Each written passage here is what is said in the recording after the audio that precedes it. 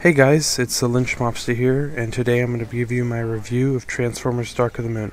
Now let me just start off by saying the gameplay you're seeing right here is not of Transformers Dark of the Moon, the game. It's actually of Transformers War for Cybertron, a game that came out last year, or the year before, I don't remember really. Anyway, War for Cybertron was a ton of fun, I love it so much, so that's why I'm showing that. Anyway, Transformers Dark of the Moon, the third, and it's being said it's the last Michael Bay Transformers. Not necessarily the last Transformers in the series, knowing that Spielberg is being the way he is. He'll probably crank out more, find a different director. Anyway, Michael Bay supposedly said this is last. Anyway, Dark of the Moon. The third one in the trilogy. The first one was just Transformers. Second one is Transformers Revenge of the Fallen. And this one's Transformers Dark of the Moon. Anyway, just started off, I'm not a big fan of the Michael Bay Transformers. I'm a huge Transformers fan.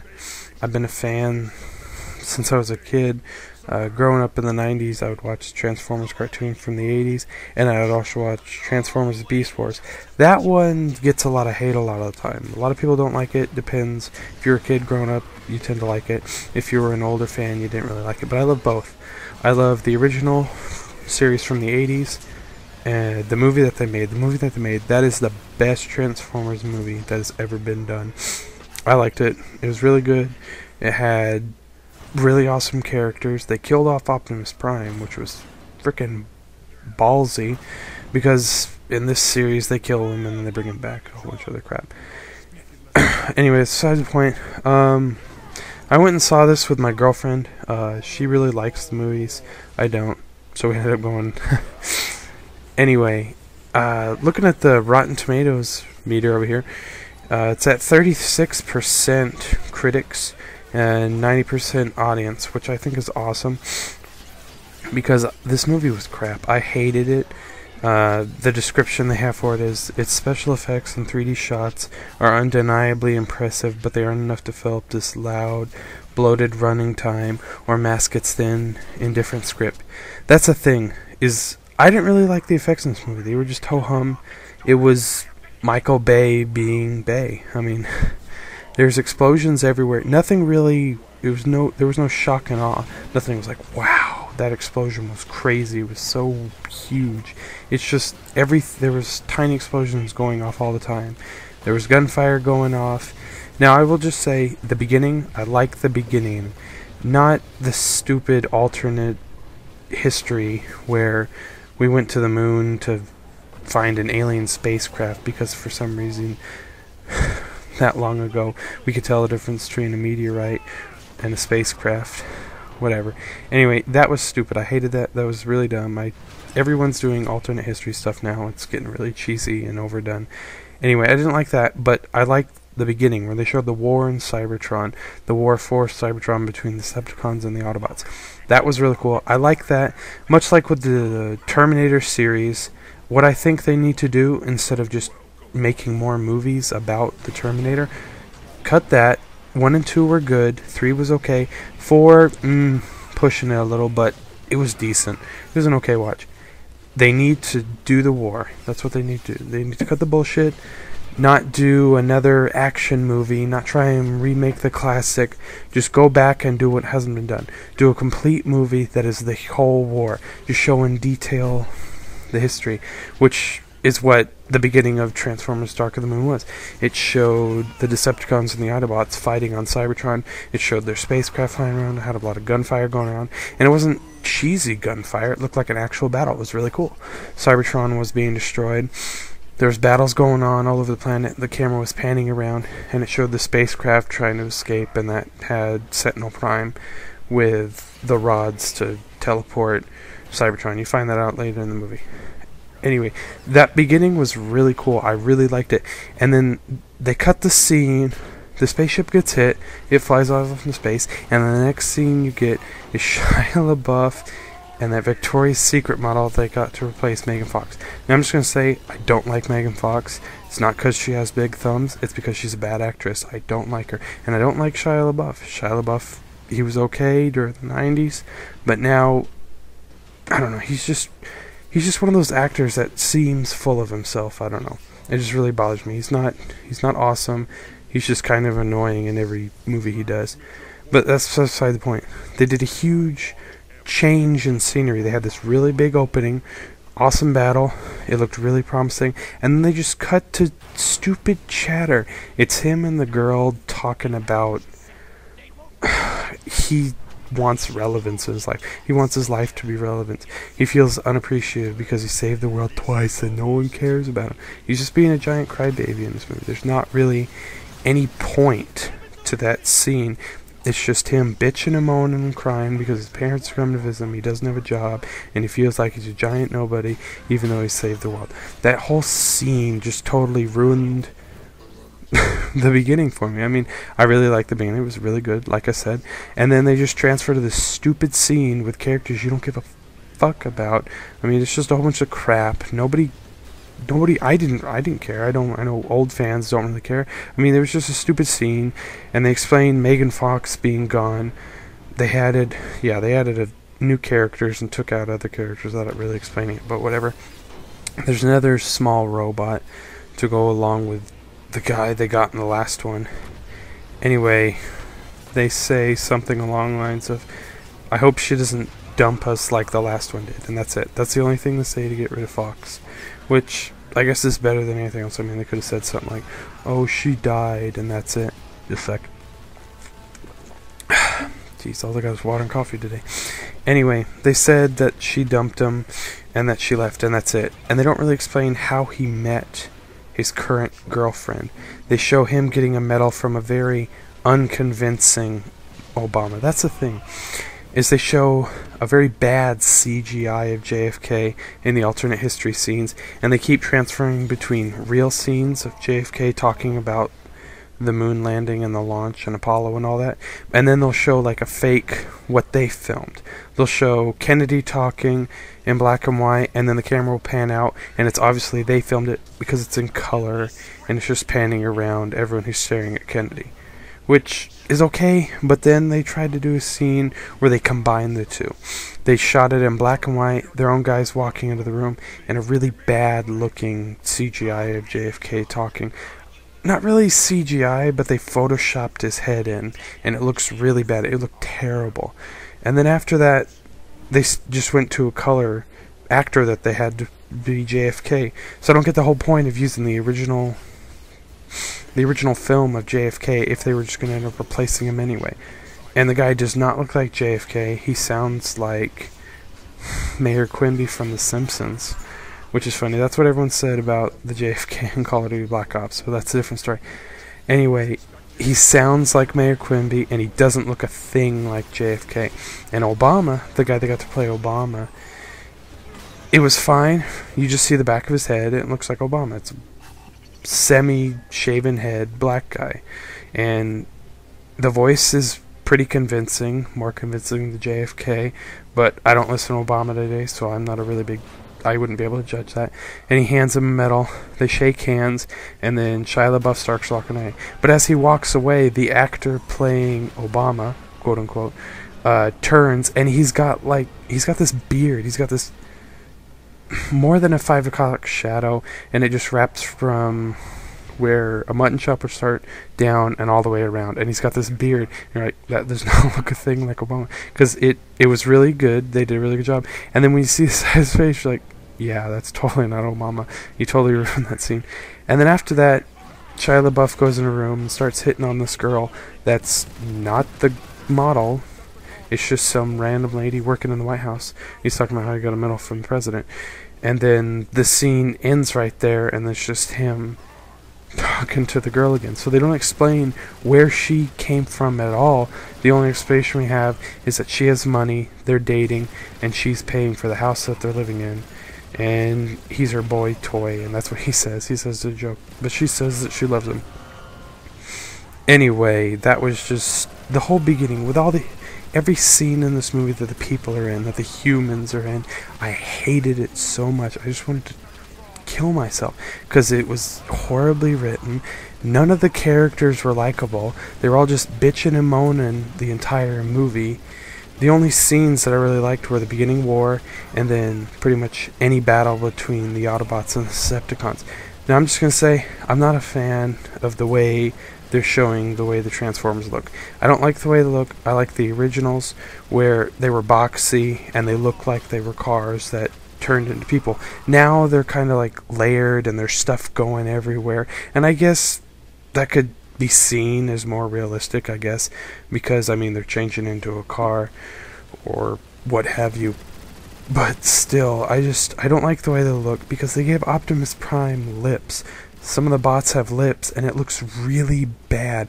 I just want to cut my eyes out with freaking a paring knife whenever I see Optimus Prime talking, because his lips are so ugly and it just distracts me so much, because it always has a close-up on his face when he's talking and you just see these weird lips just moving and it's just totally disturbing. It was just ugh.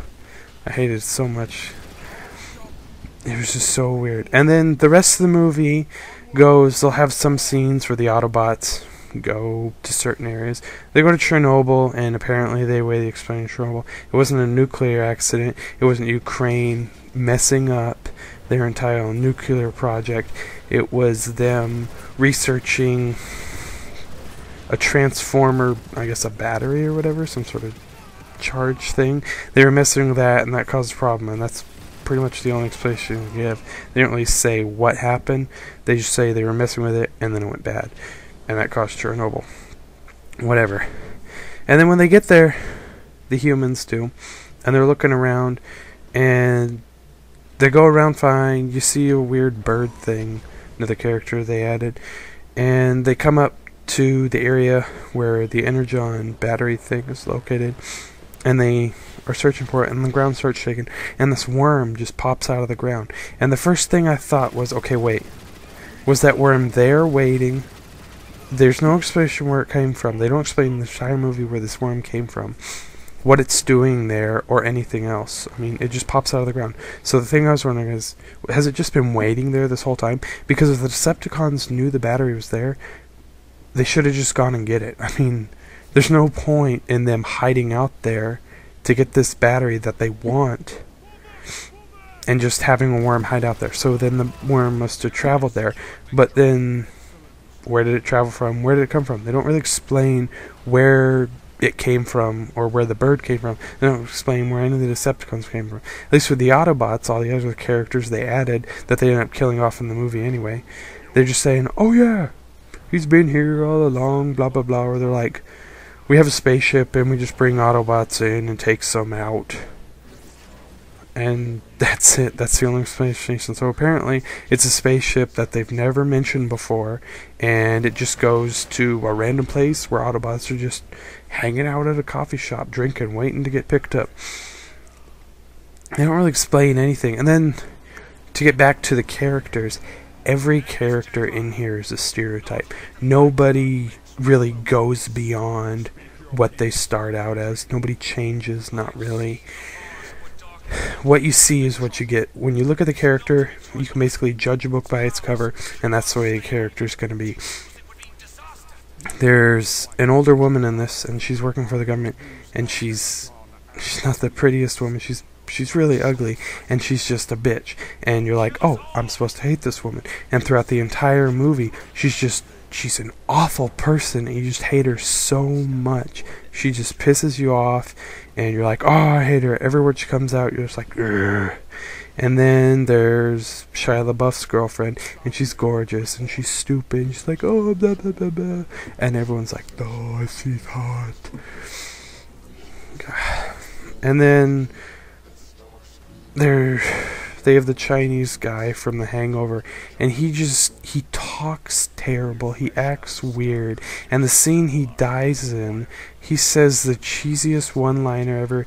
He says, like, how's this chicken dinner? Because he pulls out guns on the Decepticon bird, and he says, how's this chicken dinner?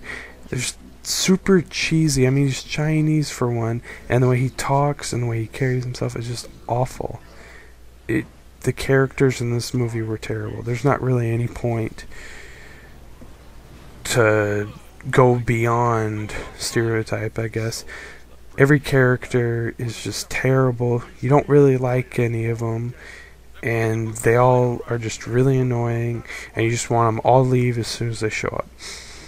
Now, to get on with the plot, several of my friends liked the movie. They said, well, this one's the best. At least he tried to get to a plot. But that's the thing. There is no plot. Because everything they're talking about is supposed to go back to the past, which took place before the first movie. That past. And they don't really explain any of it. All these things just get brought in and we're just supposed to accept them.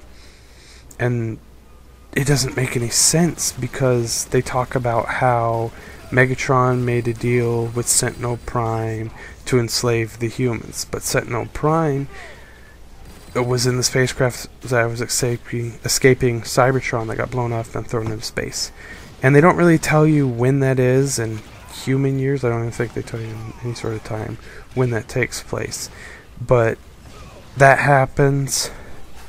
And then in the first movie, Megatron is frozen in ice, and he's been there for hundreds, if not a few thousand years, and they just find him.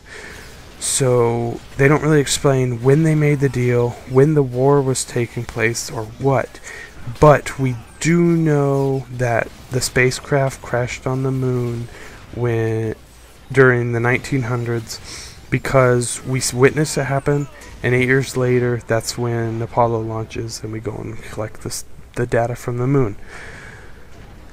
And that doesn't make any sense because Sentinel Prime and Megatron were supposed to meet up, and you would think that if Megatron didn't get Sentinel Prime within a certain amount of time, he would go looking. But apparently, I guess he just sat on Earth and froze, just waiting forever. I mean, you would think when they have a plan of taking over an entire planet to enslave them to bring Cybertron there, they would have some sort of, way of communicating with each other. I mean, they are an advanced race, for God's sakes. You think they would at least have a cell phone, quote-unquote, that they could talk to each other with, or some form of communication. And they do that throughout the movie. I mean, they have some sort of communication to talk to each other, some sort of radio wave or something. But you would think an important plan such as this, they'd be able to talk, or Megatron would at least go looking for him. But no, Megatron just sat on Earth forever and just froze. And that's the only explanation you get there. And then at the ending's really bad. Just spoiler alert. Megatron dies, Sentinel Prime dies, and Optimus Prime gets his arm taken off. And the way they carry this scene is very Star Wars Return of the Jedi ripoff. Sentinel Prime destroys Optimus Prime's arm, or tears it off, I don't really remember. And then Megatron steps in because Shia LaBeouf's girlfriend said that he'll always be Sentinel Prime's bitch because he's not doing anything for himself. So he steps in, saves Prime, and he says, Prime, where would you be? You wouldn't be anywhere without me, or where would you be without me? And then Prime just skips up, stabs Megatron in the head, and tears off his... Yeah, stabs him in the head with an axe, and then tears it off, and that's it, and Megatron's dead. I mean, they don't really explain anything. He just turns into a psychopath out of nowhere. I mean, it was just weird. And then after that, he grabs a weird shotgun thing, and Prime is saying, no, we gotta do this for our race, it's betterment for Autobots and Decepticons or whatever. And he shoots him, and then he says another cheesy line like they do after every movie, something about, we have to defend the humans because this is our home now. And then the movie closes, and that's it. There's no after the credits thing or anything. I don't know, I was just really disappointed. I was really disappointed. The effects weren't really anything special. I almost fell asleep at several times. I was so not interested. In fact, the best thing about the movie was the cool theater. Anyway, that's all I got now. I can't think of anything else. If I can think of any more, I'll make another video. You guys go ahead and leave a comment down below about what you thought of the movie. If you liked it, if you hated it, if you've been a fan since the originals. Until then, go ahead, rate, comment, subscribe if you like what you see, and I'll see you guys later. Bye.